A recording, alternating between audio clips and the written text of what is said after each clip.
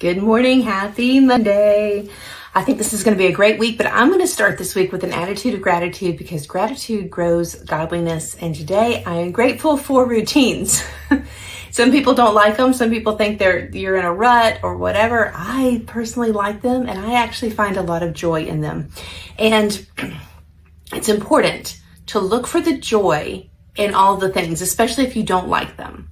I don't particularly like putting away the dishes, but you know what makes me really happy, and I get a lot of joy from having all clean dishes in the cabinets. And so it's okay to do that. Larry does it most of the time, but I don't get a lot of joy from seeing clutter all around me, except for my desk. I like a messy desk. I don't know, there's probably something to that. But I do get a lot of joy when I clean it up and it looks great and there's no clutter. I don't get a lot of joy from some things, but I do get joy from other things. And sometimes the joy of the Lord is your strength. Nehemiah 8:10 says that in the latter part of the verse. Do not grieve, for the joy of the Lord is your strength.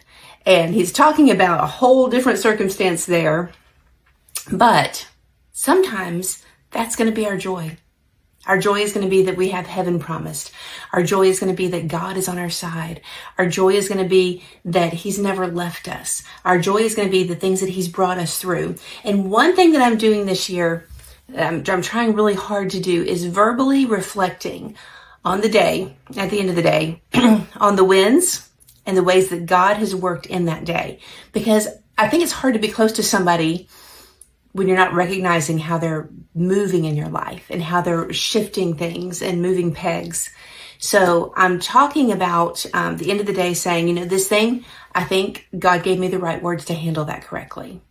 And then with this other thing, you know what? I think I used my own words and that probably wasn't the best situation. And it's a lot of reflection. And in education, there's a lot of reflection when you're learning to become a teacher, maybe in other professions as well.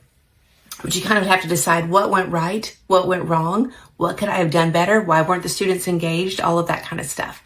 So I'm doing a lot of reflecting this year at the end of the day so I can further appreciate the way that God is working in my life. Because when my kids ask me, what has God done for you?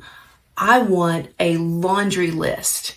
I want to be talking so much, they're like, okay, that's enough. I want to be able to spill off these things that God has done in my life every single day. And so we've got to recognize that. And that's where our joy comes from sometimes. Because sometimes we don't get joy from seeing dirty dishes. But God gives you the strength to get them clean, right? And dishwashers. Have a great week and know that you're loved.